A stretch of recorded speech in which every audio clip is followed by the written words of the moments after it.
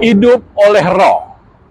Demikianlah sekarang tidak ada lagi penghukuman bagi mereka yang ada di dalam Kristus Yesus.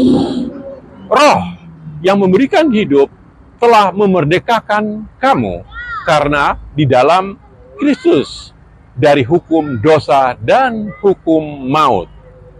Sebab apa yang tidak mungkin dilakukan hukum Taurat karena ia tak berdaya oleh daging, telah dilakukan oleh Allah dengan jalan mengutus anaknya sendiri dengan daging yang serupa dengan daging yang dikuasai oleh dosa. Karena dosa yang telah menjatuhkan hukuman atas dosa di dalam daging.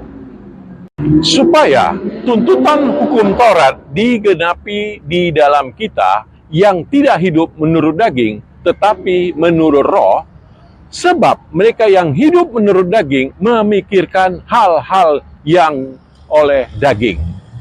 Mereka yang hidup menurut Roh melakukan hal-hal yang dari Roh.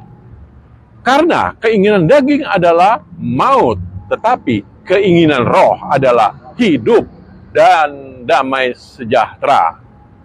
Sebab keinginan daging adalah perseteruhan dengan Allah. Karena ia tidak takluk kepada hukum Allah, hal ini memang tidak mungkin baginya. Mereka yang hidup dalam daging tidak mungkin berkenan kepada Allah. Tetapi kamu tidak hidup dalam daging, melainkan dalam Roh. Jika memang Roh Allah diam di dalam kamu, tetapi jika orang tidak memiliki Roh Kristus, ia bukan milik Kristus. Tetapi jika Kristus ada di dalam kamu, maka tubuh memang mati karena dosa. Tetapi Roh adalah kehidupan oleh karena kebenaran. Dan jika Roh Dia yang telah membangkitkan Yesus dari orang mati diam di dalam kamu, maka Ia yang telah membangkitkan Kristus Yesus dari antara orang mati akan menghidupkan juga tubuhmu yang fana itu oleh Roh-Nya yang diam di dalam kamu. Jadi, saudara-saudara, kita adalah orang berhutang, tetapi bukan kepada daging, supaya hidup menurut daging.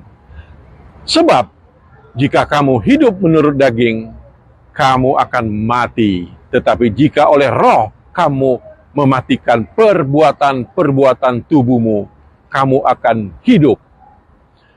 Semua orang yang dipimpin Roh Allah adalah anak Allah. Sebab kamu tidak menerima roh perbudakan yang membuat kamu menjadi takut lagi, tetapi kamu telah menerima Roh yang menjadikan kamu anak Allah. Oleh Roh kita akan berseru, "Ya Aba, ya Bapa." Roh itu bersaksi bersama-sama dengan roh kita bahwa kita adalah anak-anak Allah. Dan jika kita adalah anak Allah, maka kita juga adalah ahli waris.